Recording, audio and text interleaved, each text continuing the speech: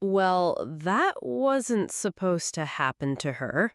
If you're watching this, subscribe and let me know where you're watching from. Before I tell you how I got to this point, let me be clear about something. I've spent 70 years on this earth, and I didn't survive a ruthless business world by being stupid.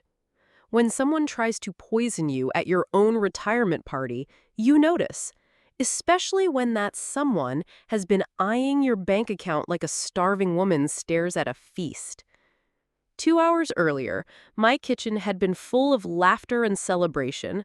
I'd just sold my consulting firm for $23 million. Not bad for a company I'd built from nothing after my husband died 15 years ago. Michael, my son, had insisted on throwing this party. "Mom, you deserve to celebrate," he'd said, those sincere brown eyes of his working overtime. "Let Jessica handle everything. You just relax and enjoy." I should have known something was wrong when Jessica volunteered to play hostess. The woman who usually complained about loading the dishwasher was suddenly Martha Stewart incarnate, arranging flowers and polishing crystal like her life depended on it. Which, as it turned out, it probably did. The party was lovely. I'll give her that. About 30 people from my professional life, a few neighbors, and family. Jessica had even hired a bartender. "Nothing's too good for you, Sarah," she'd gushed, squeezing my arm with those perfectly manicured nails that cost more than most people's weekly groceries. I was making small talk with my former business partner when I saw it. Jessica, standing near the champagne table, glancing around nervously before pulling a small vial from her purse. My blood turned to ice as I watched her empty the contents into a specific glass, the one with the tiny chip on the rim that I always used at parties. Now, a sensible person might have screamed, might have called the police, might have confronted her right there. But I've learned that sometimes the best way to catch a snake is to let it think it's cornered a mouse. So I smiled, nodded at whatever my business partner was saying about market trends, and kept watching.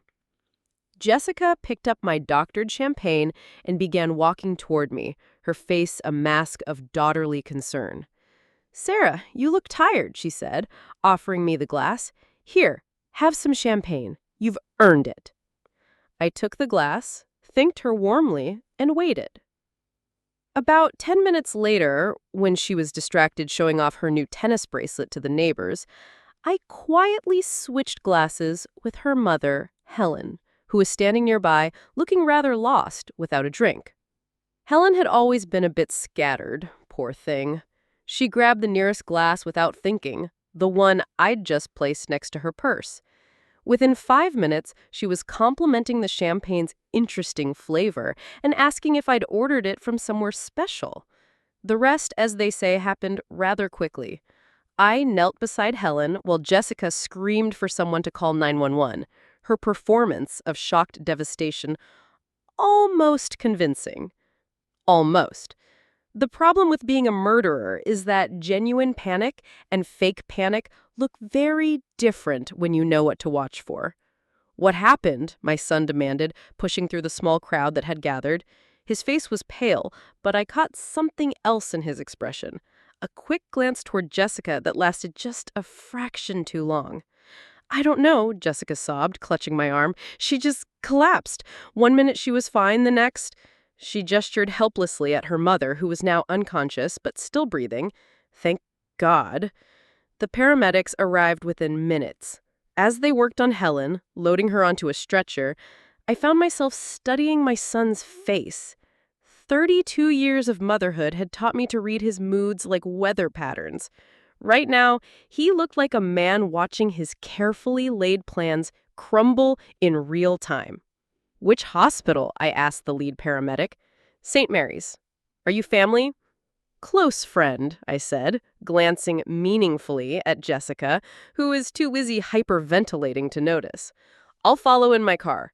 Michael stepped forward quickly. "Mom, you don't need to do that. We'll handle everything. You should stay here. Clean up from the party?" How thoughtful. Keep the target at home while they figured out what went wrong with their little plan. "Nonsense," I said firmly. "Helen is practically family. I'm coming. I grabbed my purse and keys before anyone could argue. At the hospital, I made sure to stay close enough to overhear the medical staff's conversations. Helen's condition was listed as acute poisoning, cause unknown. The doctor mentioned something about plant alkaloids to the nurse, specific enough to make me think someone had done their homework on untraceable toxins. Jessica paced the waiting room, her designer heels clicking against the linoleum like a metronome, counting down her anxiety. Michael sat rigidly in a plastic chair, his phone buzzing constantly with texts. He seemed reluctant to answer. "This is just terrible," Jessica said for the fifth time. "Poor Mom. I can't understand how this happened." I patted her shoulder sympathetically. "These things are often mysterious, dear. I'm sure the doctors will figure it out." Then I added, almost casually, "You know, it's lucky she didn't drink much of that champagne. She only had a few sips before she collapsed." Jessica's step faltered almost imperceptibly. "Champagne? You think the champagne caused this?" "Oh, I'm sure it's nothing," I said with a dismissive wave. "Just an old woman's mind looking for patterns where there aren't any." But Jessica's face had gone a shade paler, and her hands were trembling slightly as she reached for her coffee. Michael was watching our conversation with the intensity of a hawk studying field mice. 3 hours later, a doctor emerged to tell us Helen was stable, but would need to stay overnight for observation. The tests were inconclusive, he said, but whatever she had ingested was slowly working its way out of her system. "Can we see her?" Jessica asked. "Family only, and she's sedated. Best to come back tomorrow." As we left the hospital, Michael walked me to my car.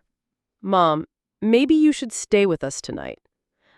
After what happened, I'd feel better if you weren't alone." How considerate, especially since Helen's little medical emergency had probably left them wondering if I suspected anything. The answer was yes. "Absolutely I did, but they didn't need to know that yet." "That's sweet of you, dear, but I'll be fine. I have that new security system, remember?" I kissed his cheek and got into my car, watching in my rearview mirror as he and Jessica had what looked like an urgent whispered conversation in the parking lot. Back home, I poured myself a real glass of champagne from a fresh bottle, naturally, and settled into my study. Time to figure out exactly what my loving family had planned for me, and, more importantly, what I was going to do about it.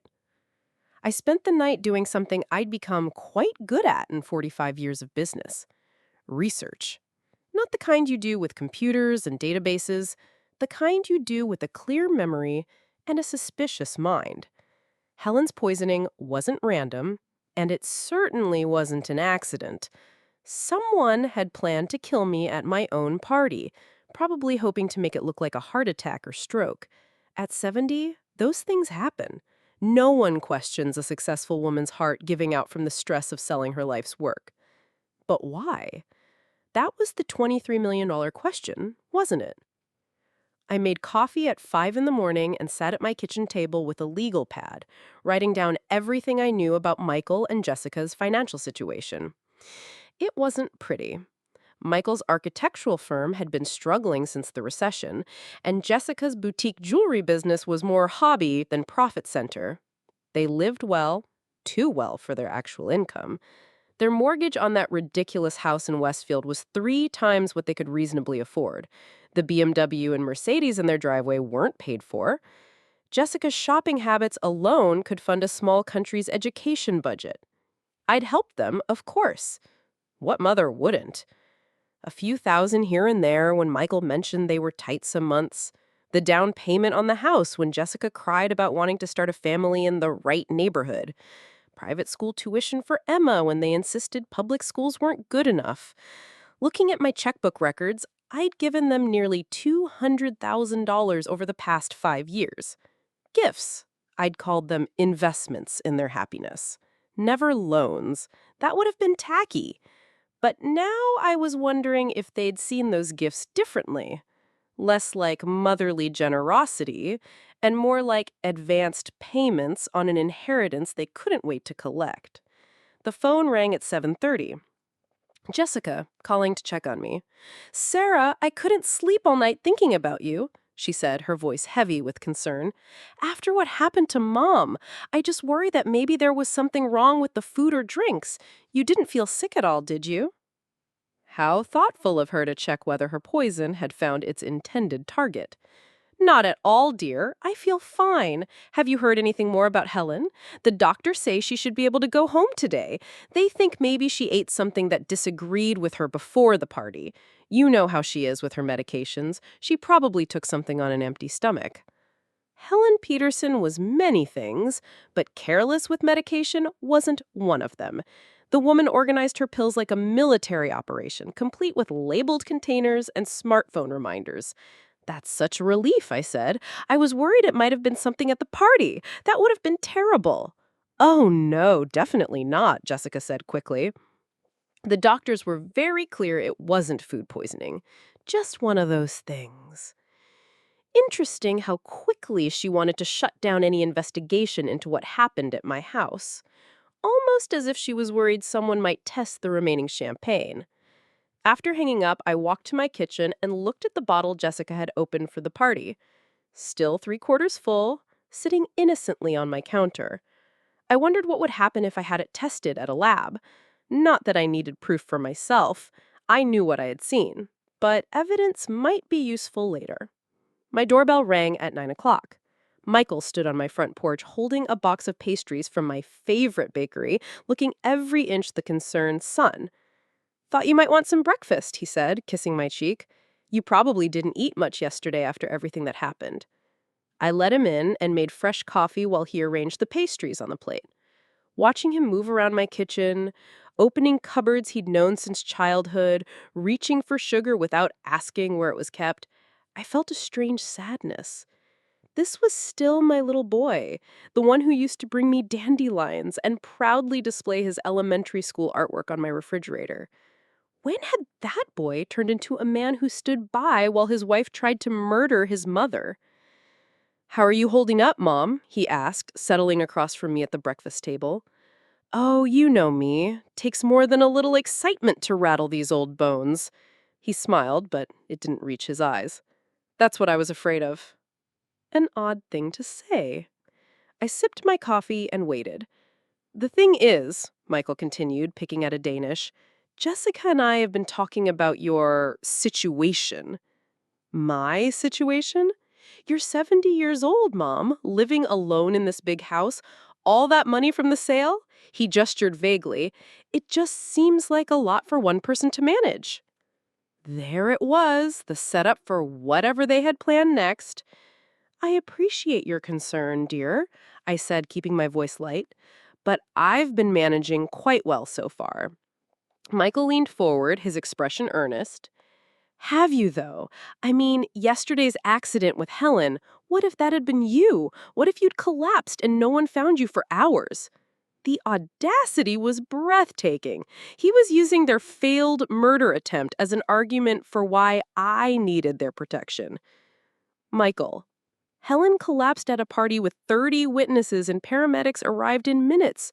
I'd hardly call that a cautionary tale about living alone. That's not what I meant. He ran his hands through his hair, a gesture I remembered from his teenage years when he was about to ask for something he knew I'd refuse. Look, Jessica and I have been doing some research. There are some really nice communities for active seniors, places where you'd have people around, activities, medical staff on site. Aha, the nursing home pitch. How convenient that they'd already been researching options for me. How thoughtful, I said. And I suppose you found something specific in mind? Actually, yes. He pulled out his phone and showed me a glossy website. Sunset Manor. It's only 20 minutes from our house, so we could visit all the time. They have a golf course, a spa, cultural activities. It's more like a resort than a retirement home. I studied the pictures of smiling elderly people playing bridge and doing water aerobics. Everyone looked so peaceful and content, probably because they were heavily medicated. The only thing is, Michael continued, there's usually a waiting list, but if someone wanted to move in quickly, they'd need to pay the full entrance fee up front, It's significant, about 400,000, but it covers everything. Housing, meals, medical care for life? 400,000. That would make a nice dent in my liquid assets, wouldn't it? And once I was safely tucked away in Sunset Manor, who would have power of attorney over the remaining 22 million? Who would be making decisions about my care and my money? It sounds lovely, I said. But, I'm quite happy here. This house holds so many memories of your father. Mom, Dad's been gone 15 years. Don't you think it's time to start a new chapter? The gentle concern in his voice made my heart ache. If I hadn't seen what I'd seen last night, I might have actually considered his suggestion. My son, worried about his aging mother, wanting to make sure she was safe and cared for. It would have been touching. Instead, it was terrifying. I'll think about it, I said finally. It's a big decision. Michael's relief was visible. Of course, take all the time you need. Maybe we could drive out there next week just to look around. Maybe. I stood up and began clearing the breakfast dishes. I should call Helen today, make sure she's feeling better. Actually, Mom, Jessica asked me to tell you that Helen probably needs to rest for a few days. The doctor said visitors might be too stimulating while she recovers. How convenient. Keep me away from the victim until the evidence is out of her system and she can't remember details clearly. After Michael left, I sat in my study and thought about timing. They'd waited until after I sold the company to make their move. Smart. If I died 6 months ago, my $23 million would have gone to Michael in my will anyway, but as a gift from a living person, it would face different tax implications. Killing me now, especially if they could manufacture signs of declining mental capacity first, would give them grounds to challenge any recent changes to my estate plans. The phone rang. My attorney, David Hartwell, returning a call I'd made earlier. Sarah, good to hear from you. How was the retirement party? Eventful, I said. David, I need to see you soon. Is everything all right? I looked out my study window at the garden my husband had planted 20 years ago. The roses were blooming beautifully, despite having no one to tend them, but an old woman who apparently couldn't be trusted to manage her own life. I'm not sure, I said, but I think I'm about to find out. David Hartwell had been my attorney for 20 years, which meant he'd seen me through my husband's death, the building of my business, and every major decision since. A thin, precise man who kept his emotions carefully controlled, David was exactly the kind of lawyer you wanted when you suspected your family was trying to kill you. His office overlooked downtown from the 15th floor, all dark wood and leather chairs designed to inspire confidence. I'd always felt safe here, surrounded by law books and the subtle smell of expensive cologne. Tell me everything, David said after his secretary brought us coffee and closed the door. I told him every detail from the party, Helen's collapse, Michael's visit this morning. David listened without interruption, occasionally making notes on his legal pad.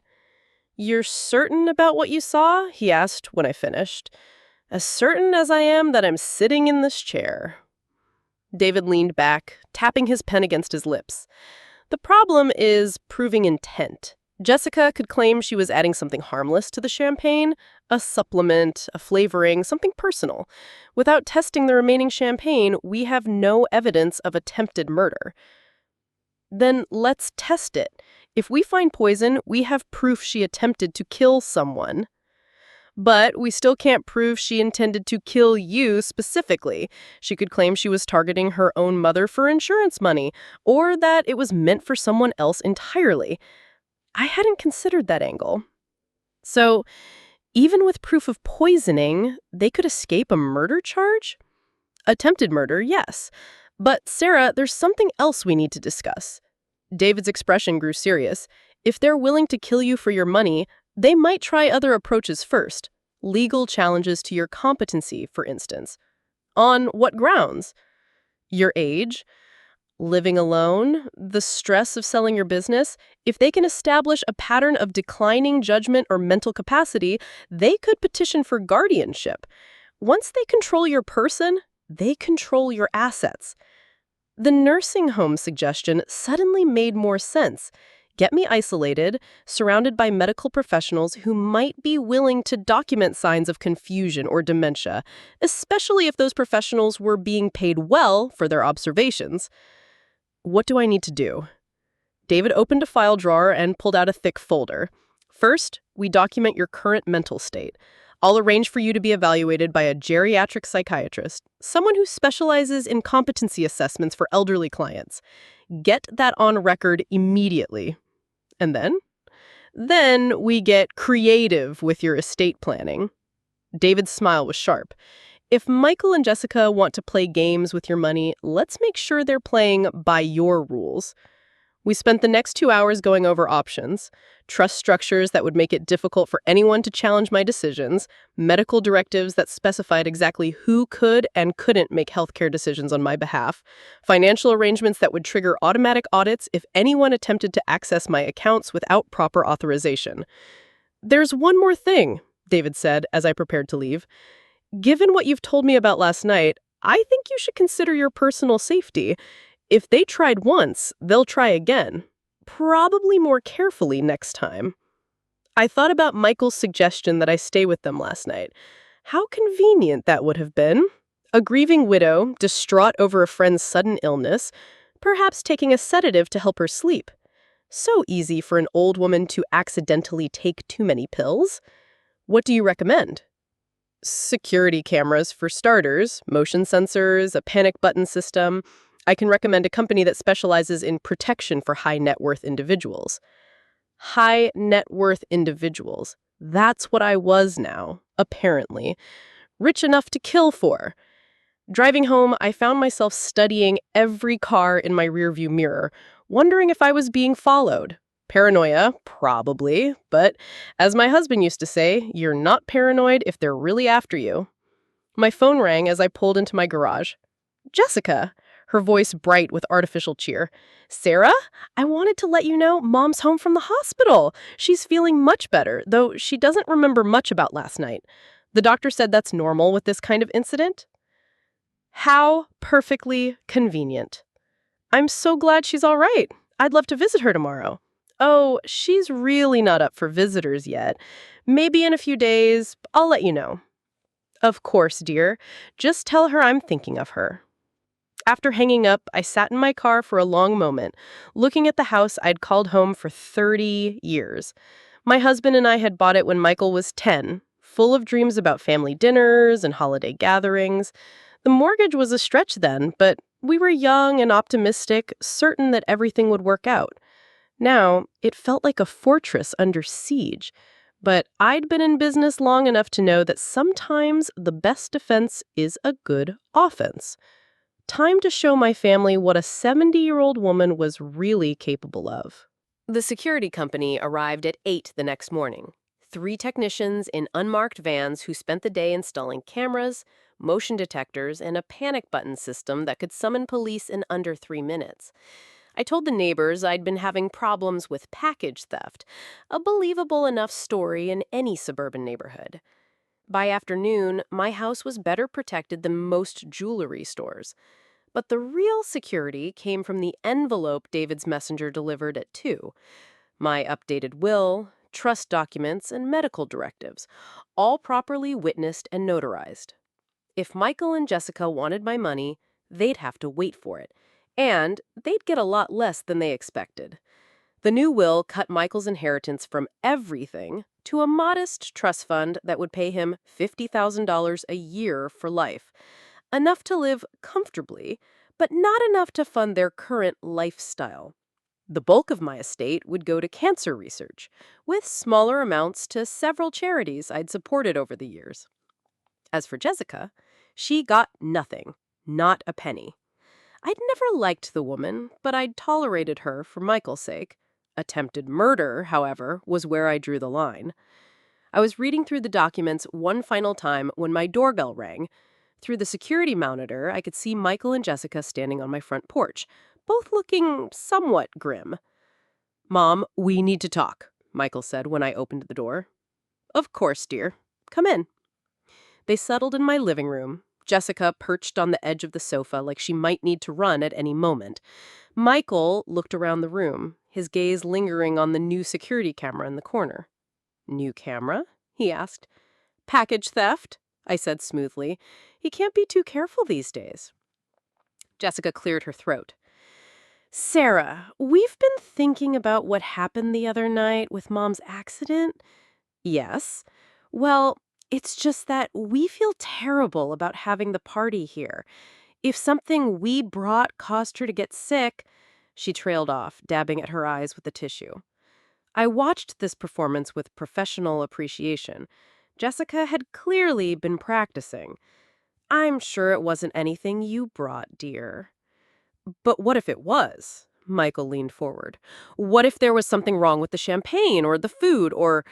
Mom, I'd never forgive myself if we'd accidentally put you in danger. Here it came, the setup for whatever they'd planned next. The point is, Jessica said, we think it might be better if we took care of you for a while, just until we're sure you're safe. Took care of me? How? Well, you could stay with us, Michael said. Just temporarily until we figure out what happened the other night. I let the silence stretch, watching their faces. Michael looked genuinely worried. He'd always been good at convincing himself his motivations were pure. Jessica looked like a woman whose mortgage payment was overdue. That's very thoughtful, I said finally. But I'm perfectly safe here. Are you, though? Jessica's voice took on an edge. You're 70 years old, Sarah, living alone. What if something happens and no one finds you for days? The same argument Michael had made yesterday. They were working from a script. What if you have a fall, Michael, or a heart attack? Mom, at your age, anything could happen. At my age, as if 70 meant I was already dead and just hadn't noticed yet. You know, I said thoughtfully, you're absolutely right. Anything could happen at my age. That's exactly why I spent the day updating my will. The temperature in the room dropped about 10 degrees.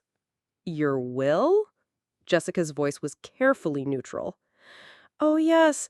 It's amazing how a brush with mortality, even someone else's, makes you think about these things. I realized my old will was terribly out of date. Michael's face had gone pale. What kind of updates? I smiled at him, the same smile I'd used when he was 8 years old and I'd caught him lying about breaking my favorite vase. Oh, just some minor adjustments to reflect my current priorities. You know how these things go. The silence that followed was deafening. I could practically hear their minds racing, trying to figure out how badly their plans had just been disrupted. Well, Jessica said finally, her voice tight, I'm sure whatever you decided was for the best. I think so too, dear. They left shortly after, promising to check on me soon. I watched from my security monitor as they sat in their car in my driveway for 10 minutes, having what looked like a very intense conversation. Then, Jessica made a phone call. I couldn't hear what she was saying, but I could see her gesturing angrily. Michael kept trying to take the phone away from her, and she kept pushing his hand aside. When they finally drove away, I poured myself a glass of wine and settled into my favorite chair. Tomorrow, I would implement phase 2 of my plan. But tonight, I was going to enjoy the first peaceful evening I'd had in days. After all, there's something deeply satisfying watching your enemies realize they've underestimated you. The game was just beginning, and I'd been playing it a lot longer than they had. The next morning brought a visitor I wasn't expecting. Helen Peterson stood on my doorstep, looking pale but determined, clutching a small purse like a lifeline. Sarah, I need to talk to you. It's about the other night. I invited her in and made tea, studying her face for signs of the poisoning. She looked tired but alert, certainly more coherent than her daughter would have liked me to believe. Jessica told me I had some kind of reaction to medication, Helen said, settling into my living room chair. But Sarah, I don't take any medications, except vitamins. Haven't for years. Interesting. What do you remember about the party? Everything, until I started feeling dizzy. I remembered the champagne tasting strange, bitter, almost metallic. And I remember seeing Jessica near the drinks table earlier doing something with a small bottle. My pulse quickened. What kind of bottle? Like an eyedropper bottle, the kind you'd use for essential oils or other things. Helen's hands shook slightly as she set down her teacup. Sarah, I think my daughter tried to poison you. Why would you think that? Her laugh was bitter. Because she's been talking about your money for months, how unfair it is that you have so much and they struggle, how much easier their lives would be if something happened to you. The pieces were falling into place. How she said anything specific? Last month, she asked me if I thought you'd updated your will recently. She seemed very concerned about Michael's inheritance. Helen met my eyes. Sarah, I think they've been planning this for a while. I made a decision. Helen deserved to know what her daughter had tried to do, and I needed an ally who'd witnessed their behavior firsthand. Helen, I saw Jessica put something in my champagne glass. I switched our drinks deliberately. She tried to kill you, and I almost died instead. Yes. We sat in silence for a moment, processing the magnitude of what had happened. What are you going to do? Helen asked finally. I'm going to give them exactly what they want, just not the way they expect to get it. Helen raised her eyebrow. What does that mean? It means your daughter and my son are about to learn that some games have higher stakes than they realized. After Helen left, I made a phone call to an old business contact. Patricia Williams ran a private investigation firm that specialized in corporate espionage and background checks. We'd worked together several times over the years when I needed information about potential business partners. Sarah Wilson. Patricia's voice was warm through the phone. I heard about your sale. Congratulations. Thank you, Patricia. I need a favor. A personal one. What kind of favor? I need to know everything about my son's finances. Bank accounts, credit cards, loans, investments, everything. There was a pause. Sarah, are you sure? Sometimes family information can be uncomfortable. I'm sure. Give me 48 hours. While Patricia worked her magic, I implemented the next phase of my plan.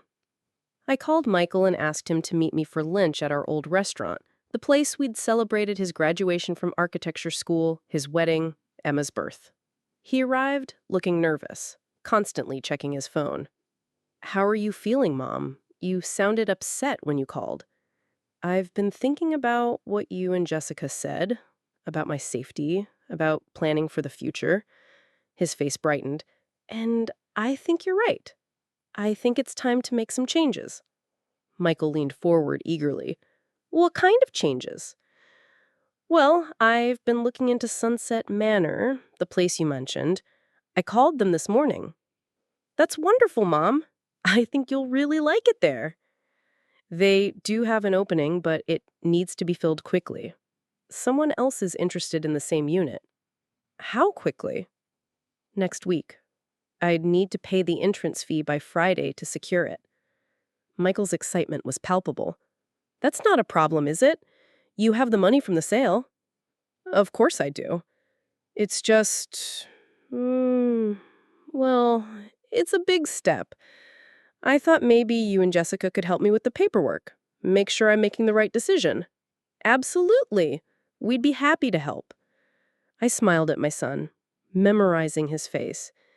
In a few days, that eager expression would change to something very different. There's just one thing, I added casually. The facility requires all residents to have a power of attorney on file, someone to make decisions if they become unable to. I was hoping you'd be willing to take that on. Of course, Mom. Whatever you need. Perfect. Michael thought he was maneuvering me into giving him control of my money. Instead, he was walking directly into my trap. Patricia called Thursday morning with her report. I listened in growing amazement as she detailed Michael and Jessica's financial situation. It was worse than I had imagined. They're leveraged to the hilt, Patricia said. The house has been refinanced 3 times. They have 2 mortgages, plus a home equity line of credit that's maxed out. Credit card debt exceeding $80,000. How have they been making payments? Barely. Michael's business has been operating at a loss for 2 years. They've been using credit cards to pay other credit cards. Classic signs of financial desperation. Anything else? Jessica took out a life insurance policy on you 6 months ago. $500,000 with her listed as beneficiary. My blood turned to ice. How is that legal? She claimed insurable interest as your daughter-in-law and caregiver. The insurance company probably assumed Michael was the actual beneficiary, and Jessica was just handling the paperwork. A life insurance policy. They'd been planning my death for months, not days. There's one more thing, Sarah. Michael's been making regular payments to someone named Dr. Richard Steinberg, a geriatric psychiatrist. For what? I'm not sure yet, but the payments started 3 months ago. Small amounts like consultation fees. Dr. Richard Steinberg. I made a note to ask David about him. That afternoon, Michael and Jessica arrived at my house with a briefcase full of paperwork for Sunset Manor. They spread the documents across my dining room table like generals planning a battle. This is the admission contract, Jessica explained, pointing to a thick stack of papers. And this is the financial disclosure form. It lists all your assets so they can calculate your monthly fees. It's very thorough, I observed, scanning the documents. They'd want access to all my accounts, all my investments, everything. The power of attorney paperwork is here, Michael added, sliding another document toward me. It's pretty standard. Just gives me the authority to handle your financial affairs if you can't. I read through the power of attorney document carefully. It was far more comprehensive than Michael had indicated. With this signature, he'd have immediate access to my bank accounts, investment portfolios, and the authority to make any financial decisions on my behalf. This seems quite broad, I said. Do I really need to give you this much authority? Mom, it's just a precaution. The facility requires it, and honestly, at your age, it's good to have someone younger handling the complicated financial stuff. At your age. There was that phrase again. What if I change my mind about Sunset Manor? I asked. Can this be revoked? Michael and Jessica exchanged a quick glance. Well, technically, yes, Jessica said. But the facility has strict policies about residents who try to leave. There are medical evaluations, waiting periods. It's complicated. Of course it was. Once I signed these papers and moved to Sunset Manor, they'd control my money and could make it very difficult for me to leave. Especially if Dr. Richard Steinberg was standing by to evaluate my mental competency. I need to think about this overnight, I said, gathering the papers. It's a big decision. Michael's face fell. Mom, remember, we need to submit everything by tomorrow if you want the unit. I understand. I'll have an answer for you in the morning. After they left, I called David Hartwell. David, what can you tell me about Dr. Richard Steinberg? Steinberg? He's a geriatric psychiatrist, specializes in competency evaluations for elderly patients. Why? My son's been paying him for consultations. There was a long pause. Sarah Steinberg has a reputation for being accommodating to families who are concerned about an elderly relative's judgment. His evaluations tend to support whatever outcome the family is seeking. You mean he's willing to declare people incompetent for money? I couldn't say that officially, but I've seen several cases where families use Steinberg's evaluations to gain control of an elderly person's assets. The picture was becoming crystal clear. Michael and Jessica weren't just after my money. They developed a comprehensive plan to take it. Get me into Sunset Manor under the guise of safety and care, use the power of attorney to access my accounts. If I resisted or tried to leave, have Dr. Steinberg declare me mentally incompetent. It was actually quite clever. If I hadn't seen Jessica poison the champagne, I might have walked right into their trap. David, I need you to prepare something for me, I said, and I need it ready by tomorrow morning. What kind of something?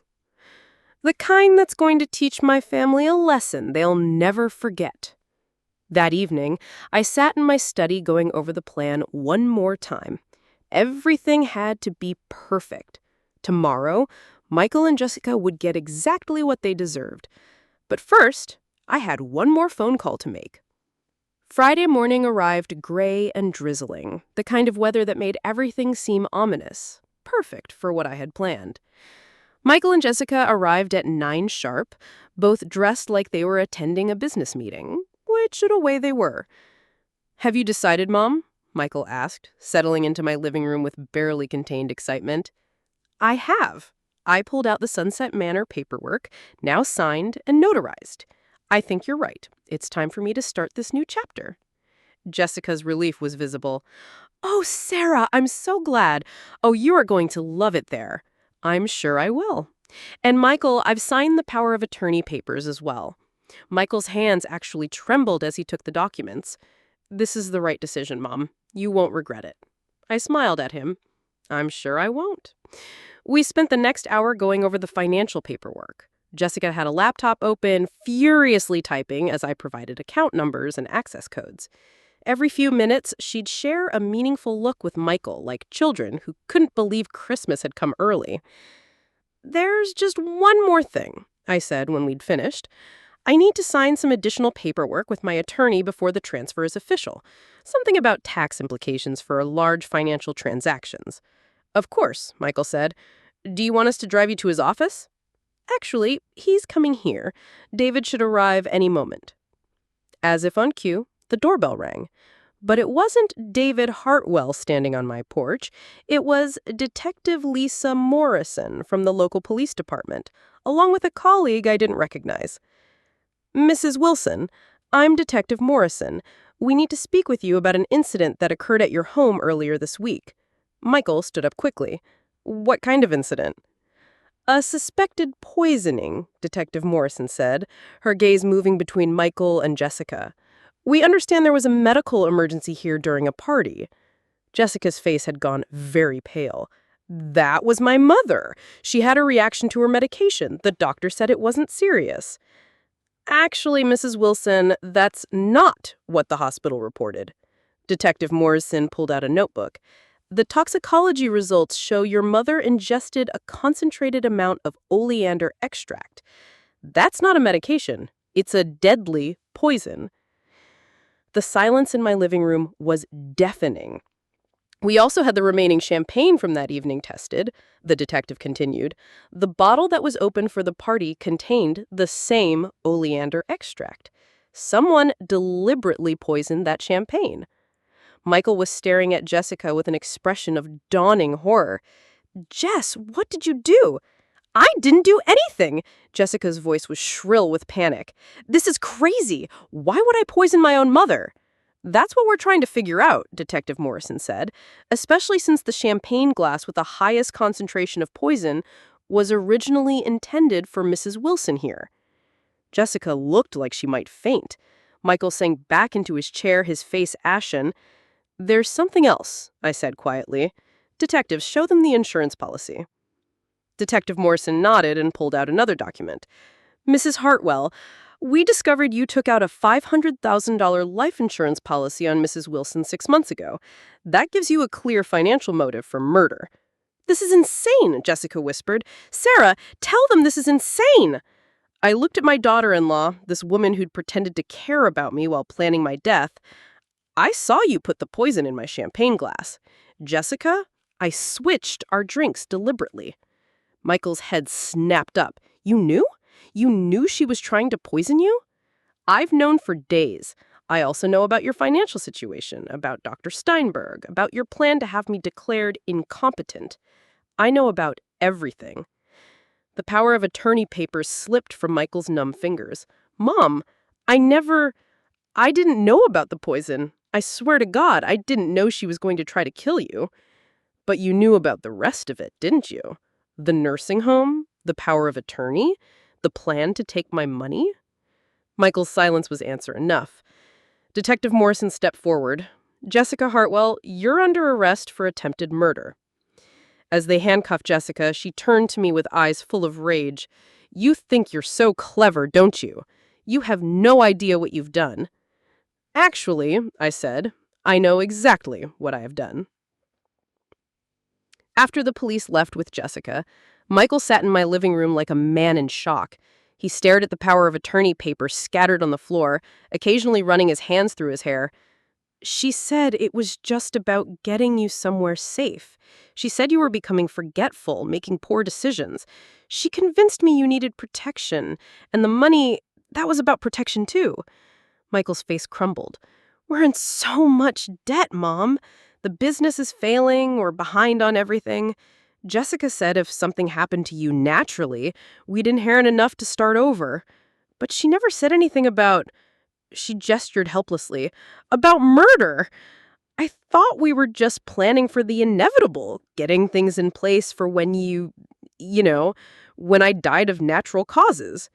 How convenient that those natural causes needed a little help arriving. Michael looked up at me with tears in his eyes. I'm sorry. I'm so sorry, Mom. I never wanted to hurt you. I studied my son's face, looking for the truth beneath the remorse. Part of me wanted to believe him, wanted to think that Jessica had manipulated him into the situation, but I'd been in business too long to ignore red flags. Michael, show me your phone. What? Your phone. Show me your text messages with Jessica from the past week. Michael hesitated, then reluctantly handed over his phone. I scrolled through his messages, my heart sinking with each exchange I read. Jessica, did you talk to Mom about Sunset Manor? Michael, yes, she's considering it. Jessica, good. The sooner we get her moved, the better. She's been asking too many questions about our finances. Michael, what if she changes her mind? Jessica, she won't. Not after tomorrow night, Michael. What's tomorrow night? Jessica, trust me. By Sunday, she'll be begging us to take care of her. I handed the phone back to Michael. You knew, didn't you? Maybe not the specific method, but you knew Jessica was planning something for the night of the party. Michael's shoulders sagged. I thought she meant to scare you somehow. Stage a break-in maybe, or some kind of accident that would make you realize you weren't safe living alone. You thought she was going to stage my attempted murder? Not murder, just something that would convince you to move to Sunset Manor willingly. The casual way he said it chilled me to the bone. My own son had been comfortable with the idea of traumatizing me into compliance. Michael, there's something else you need to know, I said. I had a private investigator look into your finances. His face went white. What did you find? Everything. The debt, the failed business, the fact that you've been living beyond your means for years. I pulled out Patricia's report, but there was one thing that particularly interested me. The payments to Dr. Steinberg. Mom, I can explain. Can you? Because according to this, you've been paying him to consult on my case for 3 months before you ever suggested Sunset Manor, before you expressed any concern about my mental state. What exactly were you consulting him about, Michael? Michael buried his face in his hands. Jessica said we needed a backup plan in case you refused to sign the power of attorney willingly. A backup plan? Steinberg agreed to evaluate you and find signs of dementia or incompetency. Jessica said it was just a precaution in case you became difficult. I felt something cold settle in my chest. You were planning to have me declared mentally incompetent from the beginning. Only if necessary. Only if you refused to let us help you. Help me what, Michael? Help me give you my money? The truth hung in the air between us. My son, the little boy I'd raised and loved and sacrificed for, had been planning to destroy my independence and steal my life's work. There's one more thing, I said quietly. The papers you signed today, the power of attorney I gave you. Michael looked up hopefully. Yes, they're fake. David prepared them specially for this meeting. They give you power of attorney over a bank account that contains exactly $1. Michael stared at me in shock. What? My real money is safely protected in trusts you can't touch. The will you're so worried about? It leaves you a modest annual income and nothing more. And if you're convicted of conspiracy and Jessica's murder plot, even that goes away. Michael's face crumpled. You've destroyed my life. No, Michael. You destroyed your own life. I just made sure you couldn't destroy mine in the process. As I watched my son sit there in ruins, I felt something I hadn't expected. Not satisfaction, not vindication, just a deep, bone-weary sadness for the man he'd chosen to become. 3 months later, I sat in my garden, watching the roses bloom, thinking about endings and beginnings. Jessica had been sentenced to 15 years for attempted murder. Michael received 3 years for conspiracy, though his lawyer managed to argue it down from the original charges. Emma, my granddaughter, had called the night before. At 16, she was old enough to understand what her parents had done, old enough to be horrified by their choices. "Grandma Sarah, I'm so sorry," she'd said, her voice thick with tears. "I had no idea they were planning any of this." "I know, sweetheart. None of this is your fault. Can I come visit you this summer? I know Mom and Dad are away, but I'd like to see you." "I'd love that," I'd told her, and meant it. Emma was innocent in all this, a victim of her parents' greed as much as I was. Helen Peterson had become an unexpected friend. We met for coffee twice a week now. 2 women bonded by the bizarre experience of surviving their own family's betrayal. She was considering writing a book about elder abuse, using our story as a cautionary tale. "You know, Helen," said Sarah during our last coffee date, "I keep thinking about how close they came to getting away with it." "They never had a chance," I replied. "I've been dealing with people who wanted my money for 40 years. The only difference this time was that they shared my DNA." Helen laughed. "Do you ever regret how it ended with both of them in prison?" I considered the question seriously. Did I regret it? Michael was my son, the child I'd raised and loved, but he was also a man who'd been willing to destroy my life for money. "I regret that it was necessary," I said finally, "but I don't regret protecting myself." The doorbell interrupted my garden reverie. Through the security monitor, I could see David Hartwell standing on my porch holding a briefcase and looking unusually pleased with himself. "David, what brings you by?" "Good news," he said, settling into my living room. "The insurance company has decided not to contest Jessica's policy on your life. Since she was convicted of attempting to murder you, they're voiding the policy and returning all premiums paid." "That's something, I suppose." "There's more. Michael's creditors are seizing all his assets to pay his debts. That includes the house you helped them buy. They're asking if you want to make an offer." I thought about Michael and Jessica's house, with its granite countertops and cathedral ceilings. All those beautiful things they'd wanted so desperately. "No," I said. "Let someone else have it. Someone who can afford it honestly." David nodded and pulled out another document.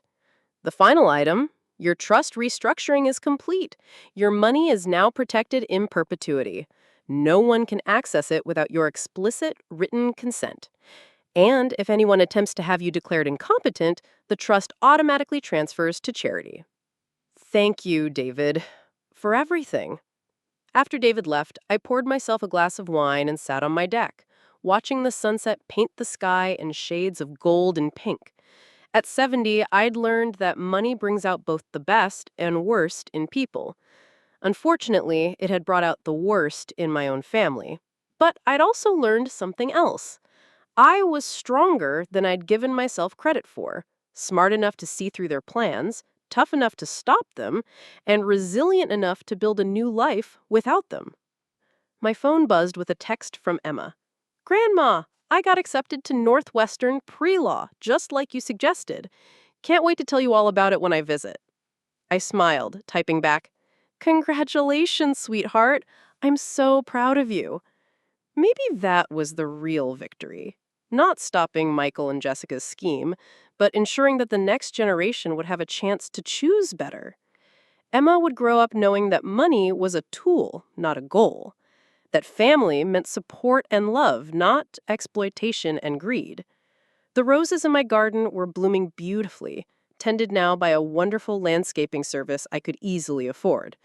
The house felt peaceful, protected by security systems and legal documents that ensured my independence.